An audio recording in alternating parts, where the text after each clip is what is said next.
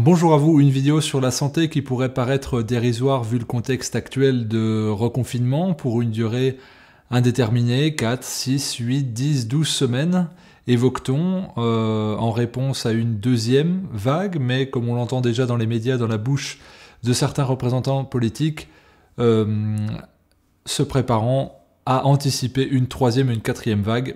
Très étonnant pour éviter, a priori, 400 000 morts. Donc l'information que je pourrais donner au sujet des urgences, de la politique de changement des urgences qui a été votée la semaine dernière pourrait paraître dérisoire, mais quand même, je pense qu'elle permet, tous les épiphénomènes aujourd'hui qui se rencontrent dans le paysage politique et social permettent de décortiquer et mis les uns au bout des autres, de mieux comprendre le système qui est en train de se construire, autour de l'individu, de sa santé, ou plutôt de son état maladif. Donc je prends ce prétexte-là pour décortiquer ce phénomène. C'est ce que j'aime faire beaucoup sur cette chaîne, prendre des points de détail pour aller vers une notion plus globale de terrain, et voir quelque chose de systémique dans l'anecdotique. Alors cette anecdote, elle va toucher beaucoup de monde, puisqu'il est prévu eh bien que ce bouleversement ait lieu des systèmes des urgences ait lieu dès septembre 2021. Alors on parle beaucoup de maladies, mais peu de santé depuis les 9 derniers mois, dans le contexte où on manque de moyens, et il y a une inaction manifeste, puisque a priori nous sommes en guerre, mais plutôt que de créer des lits à l'hôpital, nous continuons d'en supprimer.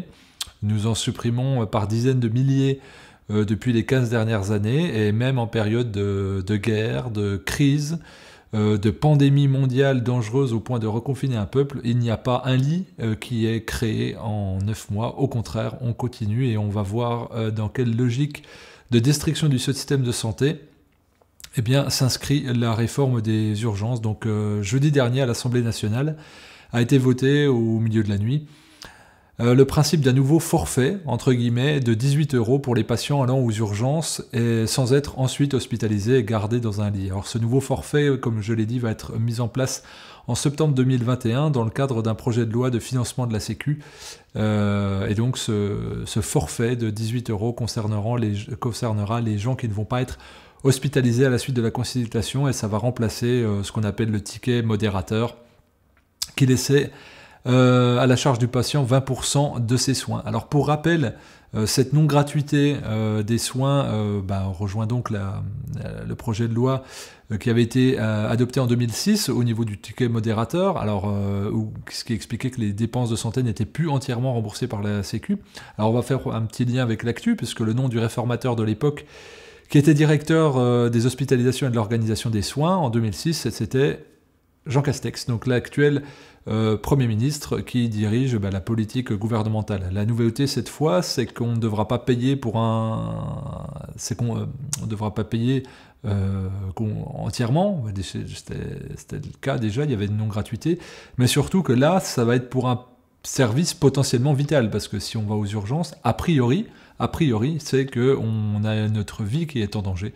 Donc là, on va voir quelles sont les problématiques qu'il peut y avoir derrière. Alors la semaine dernière, le rapporteur général, alors c'est Thomas Mesnier, plaidait lui pour un enjeu de simplification de cette réforme. Oui. Alors selon le ministre de la Santé, Olivier Véran, c'est une mesure qui ne rapporte rien. Ah bon, d'accord, ok. L'intérêt n'est pas financier, mais de mobiliser moins de personnel administratif pour mobiliser plus de personnel. Bon, c'est vrai qu'on réduit les effectifs à l'hôpital. Alors si on veut déjà mobiliser, il faudrait déjà arrêter de licencier, ou voire même d'embaucher en période de pandémie, puisqu'apparemment ça va durer longtemps, vu qu'il faut s'habituer à vivre avec le virus, selon ce même Olivier Véran. Mais là donc ça serait la réforme, ça serait pas de gagner de l'argent. Alors on va voir pourquoi. Alors les députés, eux, ont ajouté un dispositif d'exonération quand même pour certaines personnes, donc les femmes à partir du 6e mois de grossesse et les nouveau-nés les 30 premiers jours. Donc un brin d'humanisme subsiste encore.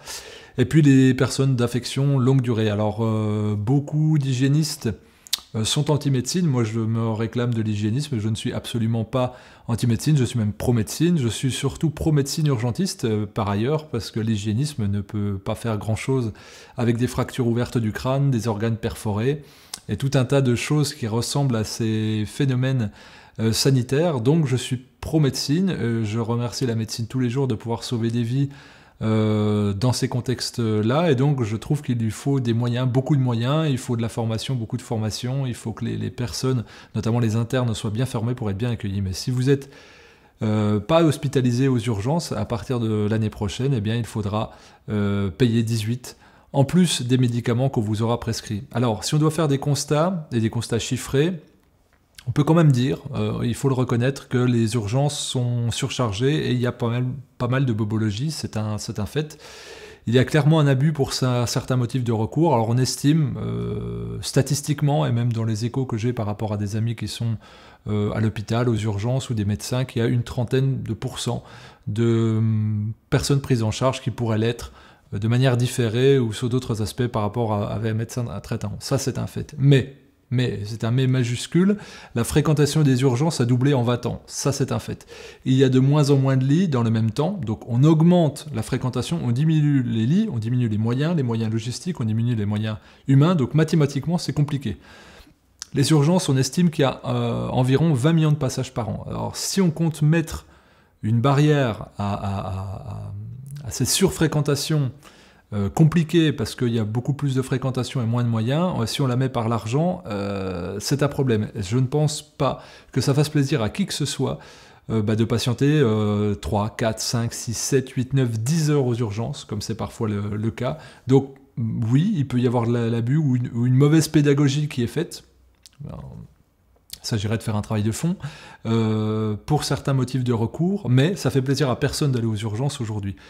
Pourquoi patienter des heures? Eh bien, si on hospitalise moins derrière, eh bien, ces personnes, s'il y a moins d'hospitalisation, c'est aussi parce qu'il y a moins de lits disponibles. Donc c'est un serpent qui se mord la queue et que les gens patientent tout simplement parce qu'on ne peut pas les prendre, ou en termes de moyens humains, ou parce qu'il n'y a pas de lit libre pour qu'on puisse les placer. Donc on les fait attendre. Donc, eh bien, encore une fois, c'est plutôt que de donner des moyens humains, logistiques et en termes de lits qu'on supprime. Hein. Je rappelle, en 20 ans, 70 000 lits supprimés, en 15 ans, pardon. 70 000 lits supprimés en 15 ans alors que la population augmente et la fréquentation à l'hôpital augmente. Et en même temps, donc comme je disais, en une crise de guerre, on sort cette réforme, c'est assez bizarre.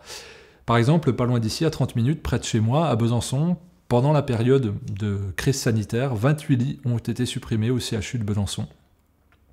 Je crois qu'au CHU, les deux CHU de Strasbourg, il y a eu 14 lits de réanimation qui ont été fermés, et plus de 100 lits au total pour les CHU de Nantes dans les 6 derniers mois. Donc dans un contexte tendu comme cela, a priori, où on fait passer des protocoles de loi au niveau européen pour faire passer des patients d'un pays à un autre, il suffirait peut-être d'arrêter déjà de supprimer des lits. Donc on ne fait pas des pédagogies, on ne responsabilise pas, on infantilise et on fait payer, et on met une barrière, celle de l'argent.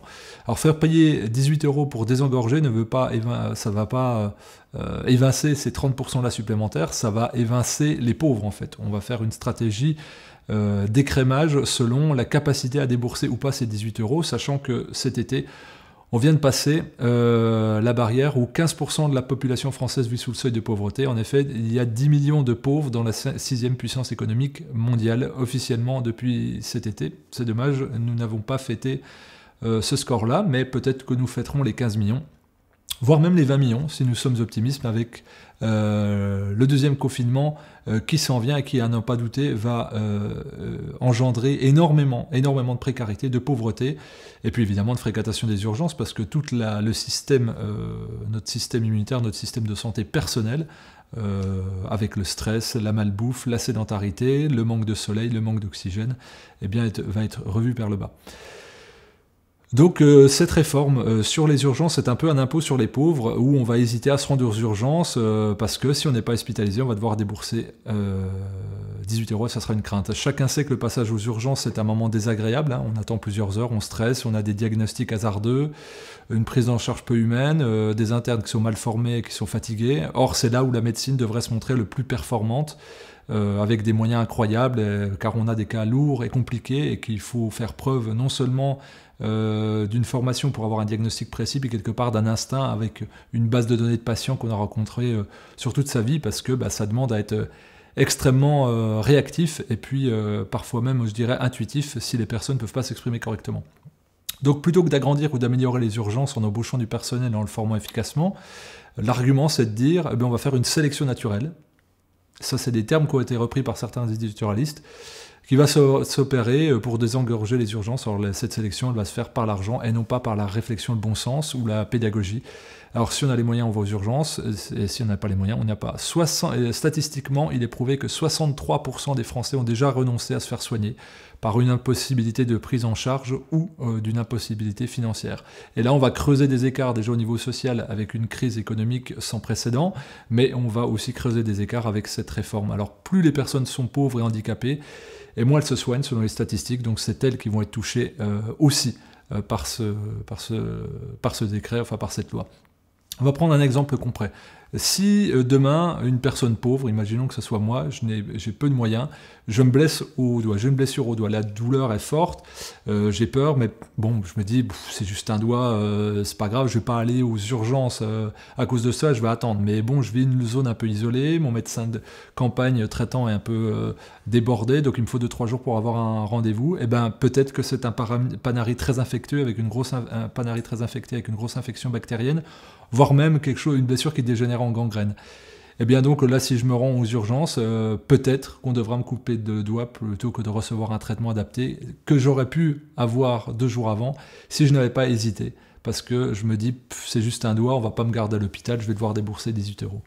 Au moment où il fallait le faire, c'est-à-dire urgemment, je n'aurais pas pris cette décision et c'est vers ce genre de cas très concret qu'on peut se tourner. Selon le rapporteur général de la loi, donc M. Meignet, ce forfait sera pris en charge par les mutuelles. Donc c'est pour ça que M. Véran dit que c'est pas financier. Si, ça sera financier. Si c'est plus la Sécu qui paye, ça va être les mutuelles dès le contrat responsable. Ainsi, par la complémentaire solidaire, il va y avoir des jeux, l'aide médicale, etc., etc. Donc qui va payer ? Qui va payer les mutuelles ? Eh bien, évidemment, ce seront les particuliers, comme vous et moi. Mais les mutuelles, ce sont des sociétés privées et marchandes. Donc le coût de cette réforme va être répercuté sur le tarif des mutuelles de chacun à l'année. Et on se dirige donc vers des mutuelles de plus en plus onéreuses, sachant que les tarifs augmentent en moyenne déjà de 5% par an. Donc le nom même d'urgence est symbolique pour moi, et payer peut-être pour avoir la vie sauve, ouvre sans doute une boîte de Pandore. Et j'invite chacun à cette réflexion en période de crise sanitaire où a priori la santé est au cœur de la vie et de l'existence de chacun, où pour la protéger, on confine les individus chez eux. Est-ce que cette loi de sélection naturelle, entre guillemets, comme le terme a été repris, par l'argent, semble un modèle de société adéquat? Donc je rappelle ce que je disais en introduction, que ce point de détail-là est évidemment un objet de réflexion pour quelque chose de beaucoup plus systémique, beaucoup plus profond, beaucoup plus global. Et donc cette réforme qui passe anecdotique dans l'actualité, elle rentre en cohérence avec beaucoup d'autres phénomènes. Et puis c'est à chacun d'avoir une vision éclairée dessus. Puis surtout, on peut s'occuper de sa santé, c'est une chose, se responsabiliser, travailler sur le terrain, c'est une chose, se responsabiliser, mais il y a des accidents dans la vie et chacun peut être touché par ceci, qu'il fasse de la prévention ou non, et être amené un jour à fréquenter les urgences. Et avec un système de santé à 2 vitesses, c'est aussi une capacité d'exister à 2 vitesses. Merci à vous de m'avoir regardé, partagé autour de vous pour que ça suscite de l'information et de la réflexion. Et merci de votre soutien en partageant, en mettant un pouce bleu, en vous abonnant. Je vous dis à très bientôt et bon courage à vous.